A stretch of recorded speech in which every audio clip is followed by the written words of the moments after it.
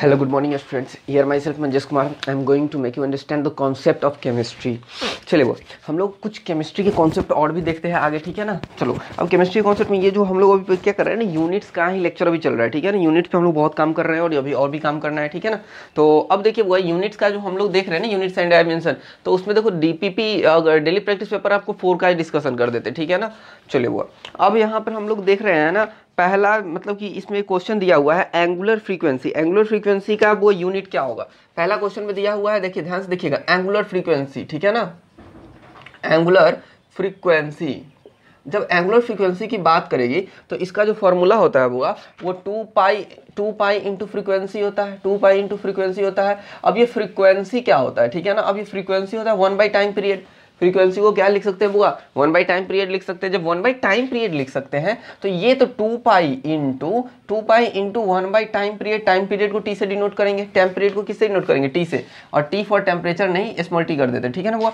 अब ये वाला बंदा क्या है, कांस्टेंट है। ध्यान से देखोगे ये वाला बंदा क्या है, कांस्टेंट है। 1 भी क्या है तुम्हारा, कांस्टेंट है। तो एक्चुअली में क्या बच रहा है बुआ, केवल 1 बाई टी ही ना बच रहा है, और 1 टेम्परेचर का क्या होता है बुआ, सेकेंड इनवर्स। समझ में आया बुआ। तो इसका ऐसा यूनिट जो होता है, ऐसा यूनिट क्या होता है, सेकेंड इनवर्स। ऐसा यूनिट क्या होता है बुआ, सेकेंड इनवर्स। इसको क्या एमएलटी के फॉर्म में लिखोगे तो क्या होगा, m0l0t -1। समझ में आया बुआ, m0l0t -1 mlt। अब देखो बुआ, इसको दूसरे फॉर्म में हर्ट्ज भी बोलते हैं, ठीक है ना। इसको फ्रीक्वेंसी को क्या बोलते हैं, HERTZ, हर्ट्ज भी बोलते हैं, ठीक है ना। दूसरा यूनिट जो होता है, जो किसी साइंटिस्ट के नाम पे दिया गया था, ठीक है ना। बहुत अच्छे साइंटिस्ट थे, उन्होंने काम किया था इस पे।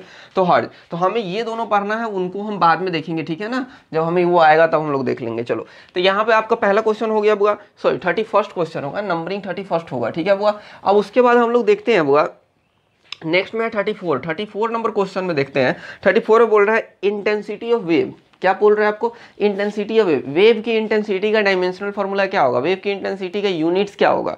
तो चलो बुआ, हम लोग यूनिट्स बात करते हैं, डायमेंशन तो बनाना आसान है। तो अब देखो बुआ, हम लोग बात करते हैं इंटेंसिटी ऑफ वेव। वेव की इंटेंसिटी की जब बात करेंगे तो इसके लिए कौन सा फॉर्मूला हम लोग यूज करेंगे, तो देखो फॉर्मूला अब यहाँ पर यूज करेंगे है हम लोग इंटेंसिटी एनर्जी अपॉन टाइम। क्या है बुआ, energy upon time into 1 by area, ये होता है फॉर्मूला इंटेंसिटी ऑफ वेव का। समझ में आना बुआ। तो अब देखो एनर्जी का फॉर्मूला हम लोग जानते हैं ना, एनर्जी का यूनिट क्या होता है वो देखो, बार बार प्रैक्टिस करोगे तो याद हो जाएगा, ठीक है ना। तो पीछे जितने भी क्वेश्चन किए अगर ईमानदारी से बनाया होगा तो एनर्जी का आपको याद हो चुका होगा। अभी इसका क्या होता है बुआ, kg मीटर स्क्वायर पर सेकेंड स्क्वायर, ठीक है ना। डिवाइडेड बाई टाइम को हम लोग क्या लिख सकते हैं, सेकेंड, ठीक है ना। और एरिया को क्या लिख सकते हैं, length into length. Length into length मतलब क्या होगा वो, मीटर इंटू मीटर, तो मीटर का स्क्वायर हो जाएगा। अब देखो ये मीटर से ये मीटर कैंसिल हो जाएगा, और ये सेकेंड ऊपर जाएगा तो निगेटिव में हो जाएगा। तो इसका यूनिट क्या आने वाला है बुआ, अब इसका यूनिट जो आएगा हमारे पास केजी मीटर तो नहीं होगा ना, सेकेंड का क्यूब, क्योंकि एक माइनस ये ऊपर -2 है और ये भी ऊपर नीचे से ऊपर गया तो ये निगेटिव में हो जाएगा, और निगेटिव क्या होगा, फिर निगेटिव में -3 हो जाएगा, और यहाँ पर क्या आएगा, केजी मीटर इनवर्स का क्यूब। समझ में आएगा ना बुआ। तो अब ये तो आ गया आपका यूनिट, ठीक है ना। इसको एमएलटी में लिखोगे तो क्या होगा, m1 हो जाएगा, m की केजी है, l 0 हो जाएगा, और t पे -3 आ जाएगा। समझ में आया ना बात। तो ये यूनिट हो गया आपका। उसका नेक्स्ट में हम लोग देख रहे हैं बुआ, ठीक है ना। नेक्स्ट में हमारे पास आ रहा है एक और, हम लोग बनाते हैं, देखो सब चीज़ वो ऐसे ही बन जाएगा। अब इसमें देखो 37 में क्रिटिकल वेलोसिटी पूछ रहा है। 37 में क्या पूछ रहा है बुआ, क्रिटिकल वेलोसिटी। जब क्रिटिकल वेलोसिटी में बोला रिनॉल्ड्स नंबर, तो जब ये रिनॉल्ड्स नंबर एक कांस्टेंट नंबर होगा तो कांस्टेंट का तो कोई यूनिट नहीं होता है ना, तो उस पर डायरेक्टली क्या करोगे, एलिमिनेट कर दोगे। तो ये बन जाएगा कोफिशिएंट विस्कोसिटी। ऊपर में देखोगे जो भी आप नीचे बनाते चलोगे ना उसका लिंक ऊपर से रहेगा, याद रखोगे। जो भी आप नीचे सीरीज में बनाते चलोगे उसका लिंक ऊपर से रहेगा, ऊपर वाला देखोगे क्लियर हो जाएगा, ठीक है ना। ऐसा नहीं कहीं बाहर से उठा के रख दिया, हर लिंकेज है। चलो बुआ, अब हम लोग नेक्स्ट में देखते हैं, नेक्स्ट में एस्केप वेलोसिटी। एक जो है हमारे पास 38 में हम लोग देखेंगे एस्केप, ठीक है ना, एस्केप वेलोसिटी। ये सब फिजिक्स में पढ़ोगे वो। एस्केप वेलोसिटी क्या होता है, कितना अमाउंट ऑफ द वेलोसिटी देंगे जो कोई सब्सटेंस क्या होगा ना, ग्रेविटी के जस्ट उस पार चला जाए, तो ग्रेविटी उसको फिर खींच नहीं पाए, तो उसको बोलते हैं हम लोग एस्केप वेलोसिटी। तो ये सब चीज़ हम लोग वहाँ पर भी देखेंगे। चलो अब एस्केप वेलोसिटी का फॉर्मूला होता है बुआ 2 इंटू एसलेशन। देखो बुआ यहाँ पर क्या होता है, इसका फॉर्मूला हमें थोड़ा बड़ा सा फॉर्मूला है, 2 इंटू एसलेशन, ठीक है ना। Acceleration due to gravity, acceleration due to gravity, acceleration into earth radius. क्या होता है बुआ, अर्थ रेडियस, ठीक है ना, और इसका क्या होगा बुआ 1/2, मतलब इसको बोल सकते हो रूट अंडर। अब देखो बुआ इसमें जो कांस्टेंट है ये तो कांस्टेंट है। अब देखो ग्रेविटी है, ठीक है ना बुआ, तो ग्रेविटी का यूनिट क्या होगा, एसेलरेशन बोल रहा है ना, एसेलरेशन, तो एक्चुअली में एसेलरेशन ही तो ग्रेविटी होता है ना, मतलब कि एसेलरेशन एक्चुअली ग्रेविटी क्या एसेलरेशन का ही यूनिट होता है। तो एसेलरेशन का यूनिट तो हम लोग जानते हैं बुआ क्या होता है हमारा, मीटर सेकेंड इनवर्स का एक्स स्क्वायर। क्या होता है हमारा, मीटर सेकेंड इनवर्स का एक्स स्क्वायर, यही होता है ना। जैसे कि देखो एक्सेलरेशन क्या होता है, वेलोसिटी पर यूनिट टाइम, तो वेलोसिटी क्या होता है मीटर पर सेकंड, और नीचे में सेकंड, तो सेकंड ऊपर चला जाएगा तो क्या होगा सेकंड इनवर्स स्क्वायर। तो अब देखो इसका हमने लिख लिया, क्योंकि 2 को तो हमको लिखना नहीं है, एलिमिनेट कर देना है, क्योंकि ये तो कांस्टेंट है।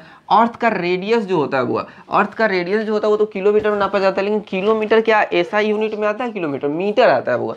तो अब हम लोग क्या लिखेंगे यहाँ पर मीटर, और एक ही, और ऊपर में क्या लिखेंगे 1/2। अब इसको क्या करो कैलकुलेट करो, तो यहाँ मीटर से मीटर क्या होगा, मीटर स्क्वायर हो जाएगा बुआ, और यहाँ पर क्या होगा सेकेंड इनवर्स स्क्वायर हो जाएगा, और इसके ऊपर 1/2। अब देखो बुआ इसको देखोगे तो यहाँ पर मीटर हो जाएगा एक्स स्क्वायर, और ये 1/2 यहाँ आ जाएगा तो 1/2, और फिर सेकेंड हो जाएगा, सेकेंड इनवर्स हो जाएगा, फिर ये 1/2 दोनों पे आ जाएगा मैथमेटिकल कैलकुलेशन। इसको काटोगे तो ये कट जाएगा, इसको काटोगे तो ये कट जाएगा, तो एक्चुअली फॉर्मूला में तुम्हारे पास क्या आएगा बुआ, मीटर आ जाएगा, और मीटर के पावर 1 हो जाएगा, और सेकेंड का क्या हो जाएगा, सेकेंड पे -1 हो जाएगा, तो 1 का पावर तो लिखोगे तो 1 ही हो जाता है ना। तो ये हो गया आपका यूनिट हो गया, ठीक है ना। और इसको m0 m0, ठीक है ना, l, ठीक है ना, l पे क्या होगा 1, और t पे -1 आ जाएगा इसका ये डायमेंशनल फॉर्मूला, और ऐसा यूनिट समझ में आ रहा है वो आपको। चलिए अब हम एस्केप वेलोसिटी भी कर लिए। अब एक 41 में हम लोग देखेंगे ये पोटेंशियल एनर्जी। 41 में हम लोग क्या देखने वाले हैं, पोटेंशियल एनर्जी। चलो 41 में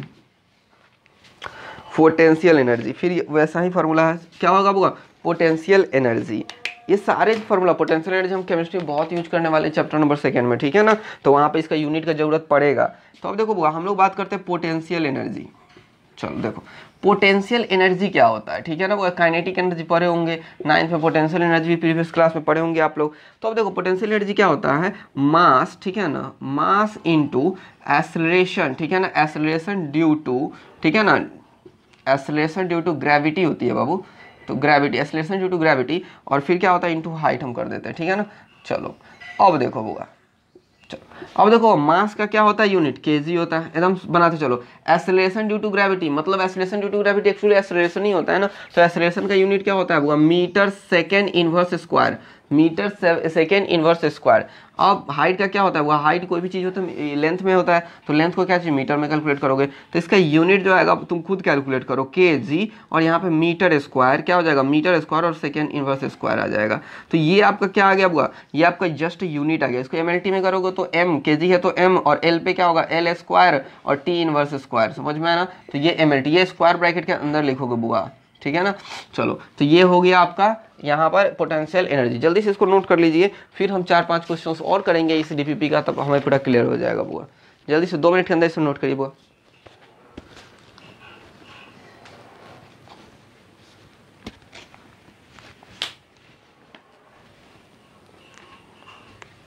I think you have note it down in your notebook, so I have to erase it।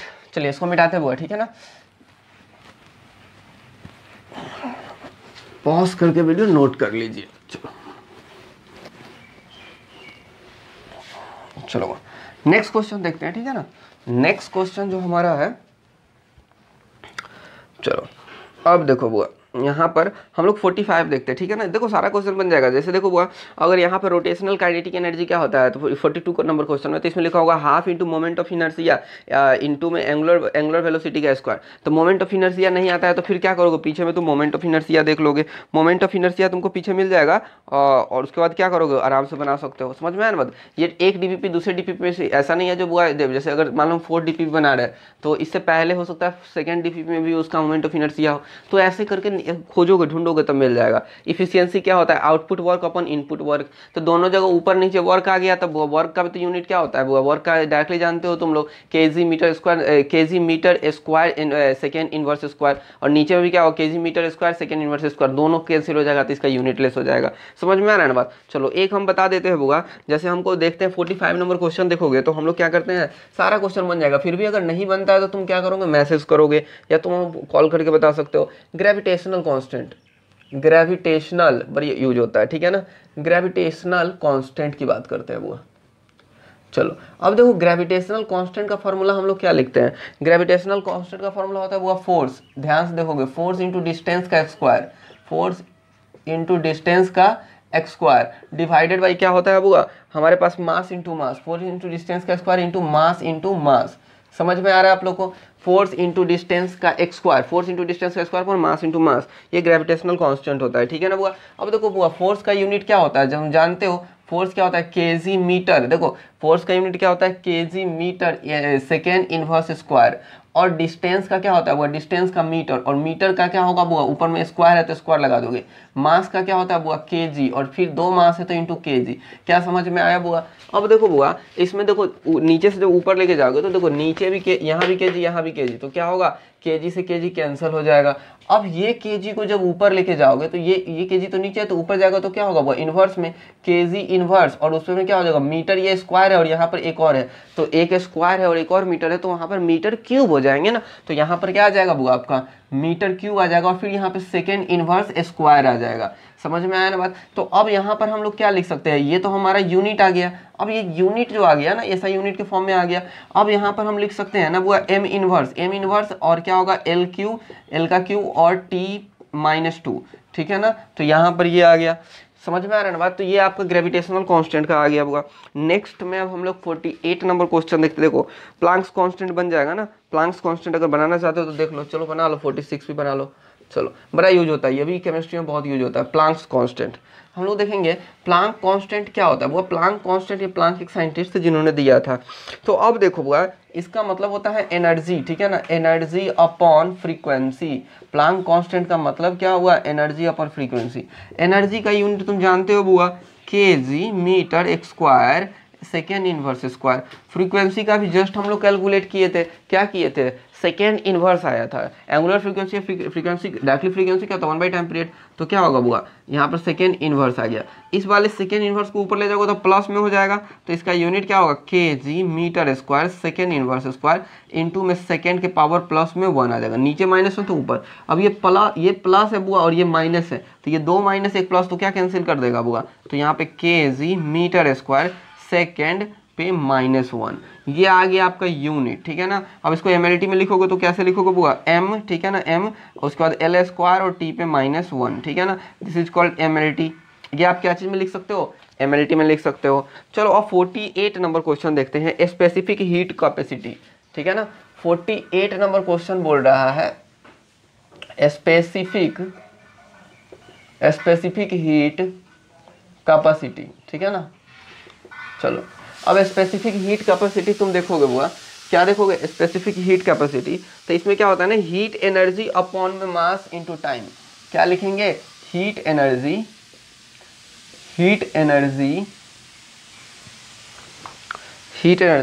Upon में मास इनटू टेम्परेचर। अब देखो बुआ, अब टेम्परेचर आ गया। चलो अब देखो बुआ, अब यहाँ पर हीट एनर्जी को, हीट क्या होता है, एक एनर्जी होता है, और एनर्जी क्या होता है, एक्चुअली एक वर्क होता है जो हम लोग पीछे देख चुके थे। तो अब देखो बुआ जो एनर्जी जो होता है उसको हम लोग क्या लिखते हैं, उसका यूनिट तो हमें याद ही हो चुका होगा, क्या होगा बुआ, केजी मीटर एक square second inverse square divided mass को हम लोग क्या लिख सकते हैं, केजी लिख सकते हैं। टेम्परेचर का देखो बुआ, टेम्परेचर का क्या यूनिट होता है, ऐसा यूनिट क्या होता है, केल्विन होता है, तो हम लोग कैपिटल के लिखेंगे, याद रखोगे। फिर कैपिटल और स्मॉल का बहुत लोचा हो जाएगा यहाँ पे, अगर ये के स्मॉल होता है, केजी का के स्मॉल होता है, बट ये केल्विन का के है तो ये कैपिटल होगा, इस चीज को ध्यान रखोगे। चलो तो अब इसको क्या करोगे बुआ, हम लोग इस केजी से केजी को कैंसिल तो कर देंगे ना। अब ऊपर में क्या बचेगा हमारा, मीटर एक स्क्वायर बचेगा, सेकेंड इनवर्स स्क्वायर बचेगा और केल्विन का इनवर्स बचेगा। अब इसको हम क्या लिख सकते हैं बुआ, एम, क्या लिख सकते हैं, M X square L inverse square, और फिर क्या लिखेंगे, टेम्परेचर का टी। देखो टेम्परेचर को टी तो हम नहीं लिख सकते क्योंकि टी किसके लिए हो जाता है वो, टी तो आपका यूज हो जाता है टाइम के लिए। तो अब यहाँ पर हम लोग क्या लिखेंगे, केल्विन, ठीक है ना, केल्विन का ही इन्वर्स लिख देंगे। क्या लिख देंगे हम लोग यहाँ पर, केल्विन का ही इन्वर्स लिख देंगे। क्या यहाँ तक समझ में आया, क्यों केल्विन का लिखे हैं, क्योंकि देखो टी ऑलरेडी हम लोग यूज कर चुके हैं। तो अब यहाँ पर देखो अगर टेम्परेचर टाइम तो कुछ टाइम टाइम यहाँ पर क्या होगा, -2, समझिए ये m0 होगा क्योंकि मास नहीं ना कुछ, l पे +2 हो जाएगा और टाइम पे -2 हो जाएगा और केल्विन पे क्या हो जाएगा, -1। अब ये एक और बढ़ गया, क्यों? क्योंकि इससे क्या होगा, वो एमएलटी पे नहीं बैठा, इसको एक जरूरत है तो इसलिए हम बैठा सकते हैं, ठीक है। चलो स्पेसिफिक हीट हो गया। अब देखो वो एक क्वेश्चन हम लोग देखते हैं 52 नंबर, 52 सब बन जाएगा वैसे ही, ठीक है ना। नॉर्मल करोगे लेटेंट हीट भी बन जाएगा, हीट एनर्जी अपॉन टाइम। तो हीट एनर्जी का क्या होता है, वो KG metre square second inverse square, और नीचे में क्या दिया हुआ वो मास, तो केजी से केजी खत्म हो जाएगा, तो क्या होगा वो metre square second inverse square आ जाएगा। समझ में आया ना बात? तो ये तो डायरेक्टली बन जाए ना। अब हम लोग देखते हैं थोड़ा सा क्वेश्चन 52 सब बनेगा, ठीक है ना। बल्क मॉडुलस, बल्क मॉडुलस, चलो बुआ, बल्क मॉडुलस का फॉर्मूला होता है बुआ हीट एनर्जी इनटू थिकनेस, ठीक है ना। क्या होता है बुआ, heat energy, heat energy into thickness. क्या होता है वो formula, heat energy into thickness divided by area into, sorry bulk modulus का फॉर्मूला ही हम गलत लिख दिए। बल्क मॉडुलस का फॉर्मूला ये नहीं होगा बोगा, बल्क मॉडुलस होता है volume into change in pressure. क्या होगा बोगा, volume into change in pressure,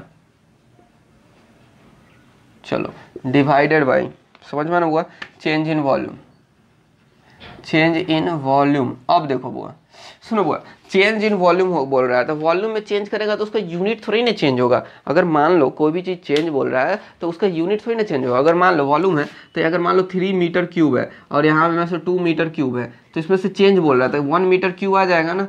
क्या इस तीनों का यूनिट देखो, यूनिट का भी चेंज हुआ नहीं हुआ ना, तो जो इसका मीटर क्यूब इसका यूनिट होगा वही इसका यूनिट होगा मीटर क्यूब। तो इसलिए हम लोग क्या करते हैं ना, इस नीचे से ऊपर वो कट कर देते हैं, दोनों का यूनिट खत्म हो गया। अब बोल रहा है चेंज इन प्रेशर, फिर क्या कर रहा है ना, चेंज इन प्रेशर, मतलब चेंज इन प्रेशर का मतलब एक्चुअली क्या हो गया, वो प्रेशर ही होगा, क्योंकि चेंज रहेगा तो भी तो कोई प्रॉब्लम नहीं है, क्योंकि चेंज में क्या होता है ना, उसका मैग्नीट्यूड सब्सट्रैक्ट होता है, वो यूनिट सब्सट्रैक्ट तो होता नहीं है। तो चेंज इन प्रेशर, प्रेशर को हम लोग क्या लिख सकते हैं, फोर्स अपॉन एरिया। क्या लिख सकते हैं, फोर्स अपॉन में एरिया। और फोर्स को क्या फॉर्मूला लिखते हैं बुआ, फोर्स को लिखते हैं बुआ केजी मीटर सेकेंड इनवर्स, ठीक है ना, KG metre second inverse square divided by metre x square area का। तो ऊपर चला जाएगा तो क्या हो जाएगा बुआ, ऊपर आ जाएगा तो ये माइनस में आ जाएगा, तो क्या हो जाएगा, K G metre inverse second inverse square. और इसी को हम लोग क्या लिख सकते हैं, एम एल, और फिर क्या लिख सकते हैं बुआ, एम एल, एल पे माइनस हो जाएगा, टी पे -2 हो जाएगा। ये देखो वो कहीं मिस स्पेल्ट हो जाए तो आप खुद से चेक कर लीजिएगा, ठीक है ना, कहीं पे, लेकिन कोशिश तो कर रहे हैं सही हो, लेकिन अगर मिस स्पेल्ट हो जाए तो आप खुद कैलकुलेशन करिएगा, और वो खुद जो करिएगा वो भी सही होगा, और आंसर मिला लीजिएगा, ठीक है ना, क्योंकि हो सकता है कहीं कहीं मिस स्पेल्ट हो जाए। चलिए बुआ, अब हम लोग देखिए एक लास्ट क्वेश्चन देख लेते हैं ना, ये इसको नोट कर लीजिए जल्दी से, एक लास्ट देख लेते हैं 54, इस डीपीपी का लास्ट क्वेश्चन है 54, उसके बाद ये खत्म हो जाएगा बुआ।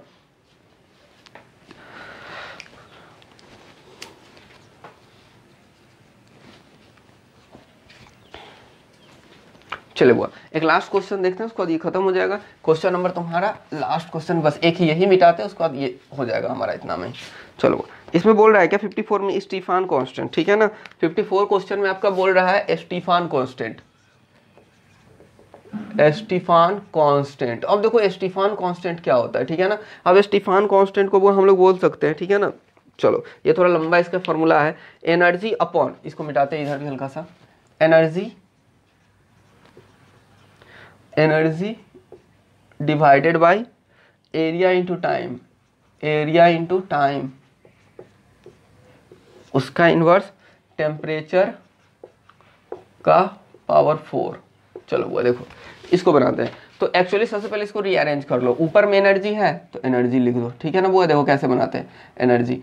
अब यहाँ पर देखो ये एरिया टाइम दोनों नीचे है, तो area into time, area into time ये नीचे आ गया। अब देखो ये ऑलरेडी टेम्परेचर नीचे में है, तो temperature to the power 4, temperature का पावर क्या होगा 4, ये भी नीचे में आ जाएगा। क्या समझ में आ रहा है। तो अब देखो हुआ एनर्जी का क्या होता है, K G metre square second inverse square upon area का क्या होता है वो मीटर स्क्वायर, टाइम का क्या होता है सेकेंड, देखते चलोगे, एरिया क्या होता है, मीटर क्या होता है सेकेंड, सेकेंड ही होता है। अब यहाँ पे टेम्परेचर क्या होता है केल्विन का पावर 4, केल्विन का पावर क्या हो जाएगा वो 4, क्योंकि यहाँ पे क्या 4 है। चलो अब इसको लंबा क्वेश्चन मिल गया। चलो अब देखते हैं बुआ, तो अब यहाँ पर क्या हो जाएगा, ये देखो ये एक्चुअली सब ब्रैकेट को रिप्लेस कर दो, K G metre square second inverse square upon में क्या होगा बुआ, मीटर स्क्वायर सेकेंड इंटू के का पावर 4। ये मीटर से मीटर कैंसिल हो जाएगा, ये नीचे है तो ऊपर जाएगा तो क्या होगा बुआ, माइनस में हो जाएगा और फिर माइनस माइनस वो मल्टीप्लाई करके क्या हो जाएगा बुआ, एक और बढ़ जाएगा, K G second inverse cube kelvin to the power 4। ये आ गया आपका यूनिट, समझ में आया ना बात। सॉरी ये तो आ गया आपका यूनिट आ गया, ऐसा यूनिट आ गया। अब इसको देखो एमएलटी में कैसे लिखोगे हुआ, तो ये एम मास मतलब एम L0 T का -3, ठीक है ना, और K का पावर 4, ये आ गया। देखो क्या सही है क्या हुआ, नहीं सही नहीं है, क्योंकि देखो केल्विन को जो ऊपर ले जाओगे तो माइनस में होगा ना, तो केल्विन तो माइनस में आएगा ना, तो केल्विन का पावर क्या हो जाएगा, -4 हो जाएगा ना। क्या समझ, छोटी छोटी चीज़ों को बहुत ध्यान देना है, उसके बाद सब चीज़ क्लियर हो जाएगा। तो ये आपका डीपीपी आपका ये डीपीपी जो था 4 वो पूरा कंप्लीटली डिस्कशन हो चुका है। अब आपका जो भी प्रॉब्लम वो सॉल्व हो जाएगा। फिर भी अगर इसमें कोई प्रॉब्लम होगा तो आप पूछ सकते हैं, ठीक है ना बुआ, आप मैसेज करके पूछ सकते हैं, या आपको एक और सॉल्यूशन का जो होगा ना PDF वो मिल जाएगा, वहाँ से आप लोग उसको करेक्ट कर सकते हैं, ठीक है ना बुआ। That's all, thank you for today.